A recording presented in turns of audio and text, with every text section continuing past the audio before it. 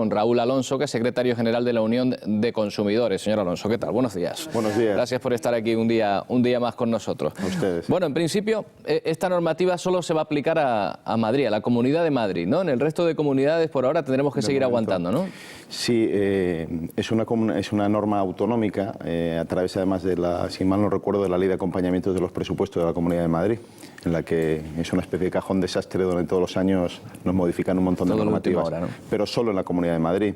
Casi todas las comunidades, no sé si queda alguna que no tenga competencias ya legislativas en materia de consumo. La nuestra las tiene después de la reforma estatutaria y podría también hacerlo. Lo que sí es verdad es que llama la atención que no se haya hecho cuando se ha convertido esta situación en uno de los problemas principales que alegan los consumidores. Es uno de los fuentes principales de conflicto y de, digamos, queja de los consumidores. Claro, ¿y por qué es tan difícil evitar que nos llamen a determinadas horas o simplemente que nos llamen a casa? Es decir, oiga, no quiero que me llamen más, no hay manera. Pues no hay manera porque al final el problema es que, como no tiene primero ningún tipo de sanción, ahora en Madrid la empezarán a tener, y además es eficaz, porque esa contumacia en las llamadas, ese acoso, no es casi un acoso, es un acoso real, ¿no?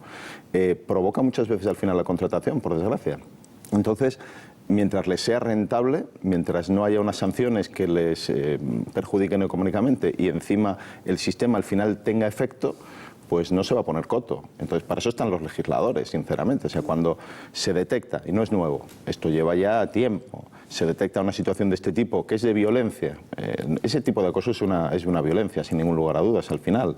O sea, no es de recibo que una persona tenga la edad que tenga, a las 11 de la noche estén permanentemente llamando a su casa para ofrecerle un servicio comercial que ha reiterado 350.000 veces antes que no quiere. Pero, entonces, ¿en qué punto legal estamos con esta cuestión? Porque esto es legal, porque realmente se puede llamar a una casa para ofrecer, o sea, no sé, estamos en un limbo, ¿no? Claro, ahí estamos bordeando al menos el ámbito incluso penal. Puede haber una situación de acoso.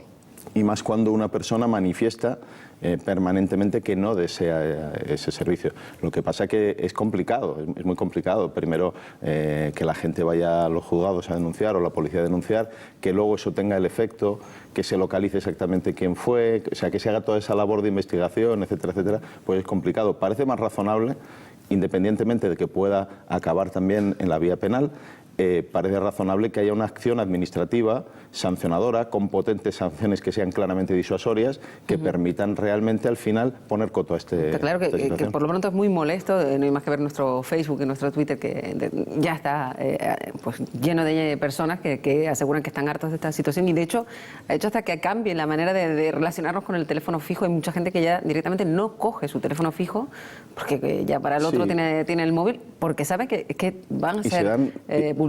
Aunque los móviles empieza a verlo también, empieza a ver también ese tipo de actuaciones. Se da incluso una actitud hasta violenta por parte del consumidor al final, en defensa. Al final, si tú hablas con la gente que te dicen, yo al final me acabo diciéndole una barbaridad. Nos volvemos maleducados, es verdad. Exactamente. A una persona que a lo mejor no tiene la culpa de lo que le manda a su empresa. Exactamente. Claro. Entonces, al final no, yo mucho respeto por los trabajadores que están allí, porque además sabemos que cobran lo que cobran y que están realmente, en general, bastante explotados. Y debe ser un trabajo bastante poco alentador desde el punto de vista. Sí, pero es verdad que al final se genera una situación, como decía antes, claramente violenta, ¿no? O sea, porque es verdad, sobre todo hay casos muy sangrantes. La típica persona mayor que vive sola y que es el horario en el que normalmente se contacta con sus hijos, que además están fuera, etcétera. Entonces, es que yo no puedo dejar de coger el teléfono, ¿no? Claro. Entonces, son situaciones... Y además por educación muchas veces, sobre todo personas mayores, permanecen a las justas. Exactamente, ¿no? Bueno, aguantando, sí, ya ver, y aguantan mientras se les quema la comida en el tal, mientras... O sea, es al final, lo que decíamos, no es casi un acoso, es un auténtico acoso.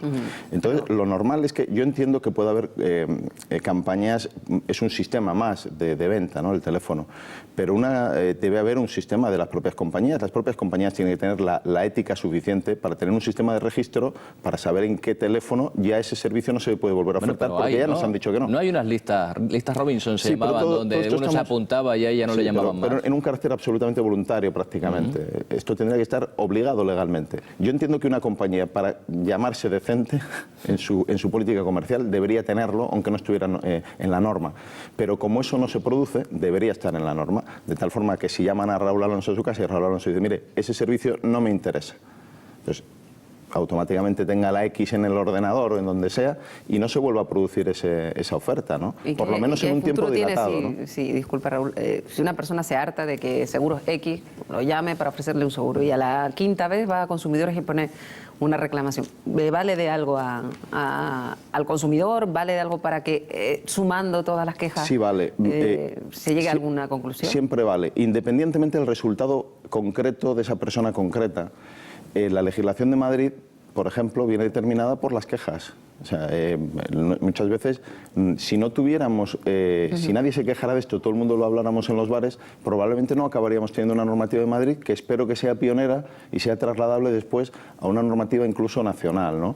Yo entiendo que todas estas cosas deberían ser incluso de ámbito europeo. Estamos en un mercado, estamos hablando de consumidores, y los consumidores estamos en un mercado único que es el mercado europeo. Debería, o parece razonable al menos, que todo este tipo de normas de defensa del consumidor sean normas a nivel europeo. Pero si no lo son, por lo menos empieza Madrid, y empieza no porque a alguien se le haya encendido la bombilla, sino porque ha recibido en sus oficinas municipales de información al consumidor, en sus organizaciones de consumidores, un volumen importante de reclamaciones y hay una presión social para que se haga. Aquí esperemos que pase lo mismo. Estas cosas suelen calar, ¿no?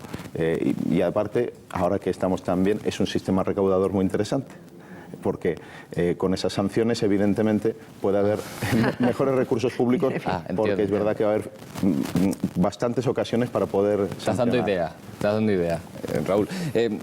A mí lo que de cierta manera también me llama la atención es que lo que has comentado al principio, que resulta que consumimos, que le resulta rentable. O sea, al final los consumidores acabamos aceptando esas ofertas en general. Sí, se acaban aceptando por muchas cosas, porque el acoso psicológico lleva a una situación también al final de quiebra de la defensa de ese consumidor. Eso sucede.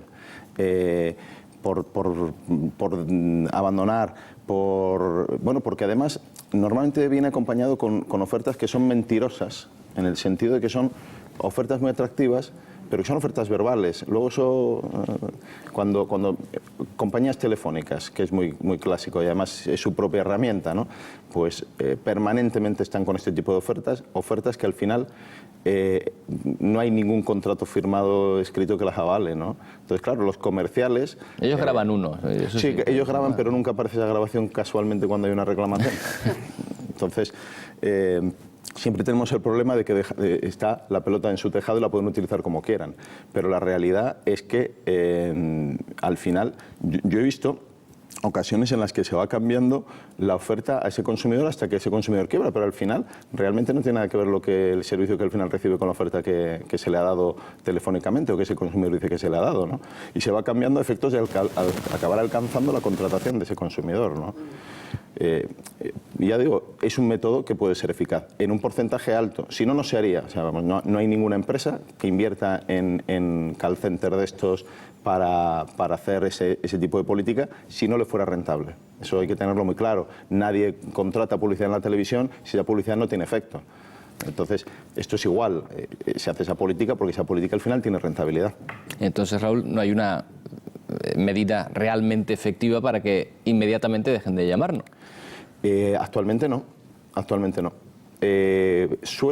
Como ha dicho una señora antes que ha salido, algunas veces cuando ya hay una amenaza de denuncia por acoso, pues a veces se para. A veces se para ahí, ¿no? Pero claro... Lo que pasa son muchas compañías. El problema es que a lo mejor paras en los seguros X, pero en la compañía telefónica no sé qué, no. Claro, y la otra.